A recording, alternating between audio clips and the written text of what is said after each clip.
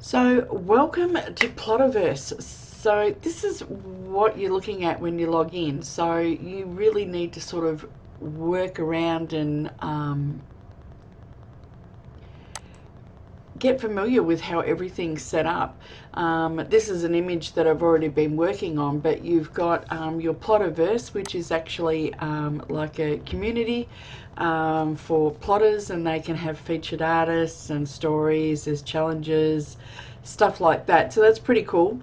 Then you've actually got Plotograph as well, which is what you're using to make most of your images, and I've already been playing with a few different ones. Then you've got Morph, which is really cool. I've only just started playing with that, so I might have to do another post a little bit further on, but you can merge images. So if I can maybe just quickly show this one. This has only got two pieces, but you just put them in and you hit play and it morphs between the two images. So it would be really cool for like before and after, or if you're trying to morph through a few faces, things like that. It's pretty cool. Then you've got Plotavision and Daily News and FX, which are actually part of like Plotograph anyway. So once you go into Plotograph, you can upload a new image, or you can continue working on an image that you've already done.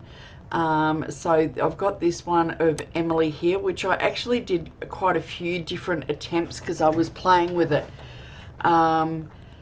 And you've got, I suggest you go, when you log in, go and watch their tutorials, because it is quite a different platform to using other photo editing platforms, because it's not just photo editing as such, although you can do a little bit in here. You can, with your animation properties, and you can go in and you can change your brightness and contrast, but there's not a lot you can do. So you can, this is your little animate area here, and you go in and you click your animate points. You can stabilize or anchor. So around the balloon and around Emily here, I've anchored her because I didn't want her to move. I just wanted the grass to move and the clouds behind her.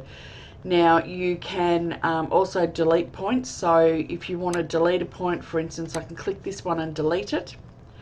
And to add a point, you just click and draw. That's as easy it is. If you want to do custom paths, you can turn that off or on, and you can do custom paths if you wish to. So that's it. You can then brush out, again, I've brushed out the umbrella and Emily because I didn't want her to move. And you can adjust your brush size and shape and what you want in and what you don't. So there's a mask brush and there's an eraser brush, and they're fairly self-explanatory. Then you've got your feather, so you can feather what's happening in the background. You can also jump over and feather what's happening in the foreground, which I actually found was a bit easier because I can feather, I don't know if you can see that, I can't really get into it any bigger, but I have feathered around Emily because I didn't want any bleed off from her to go into the rest of the image. So that's your basic Plotograph image. So when I click this now, because I've got my clouds and my grass and everything moving, my grass and my clouds are moving. Now I have also gone in and added some FX on mine, which is over here. You can add text as well. So you've got so many video options that you could add to this, planes and aliens and you name it. There's so many. There's video, and you've got still images, and you've got audio. With the stills, you can actually create a whole plotograph from scratch in here if you want to, using the stills and putting the FX over the top. So these are the ones that I put in. So there was the mega wind, which was the audio that you could hear.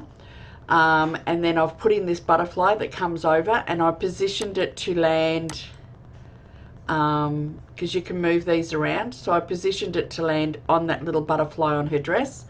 And I've put in the dandelions, and I even put in the rainbow. So you can really sort of play around with what you want to do. So I'm just going to hit play for a moment so you can hopefully absorb it and put it all in together.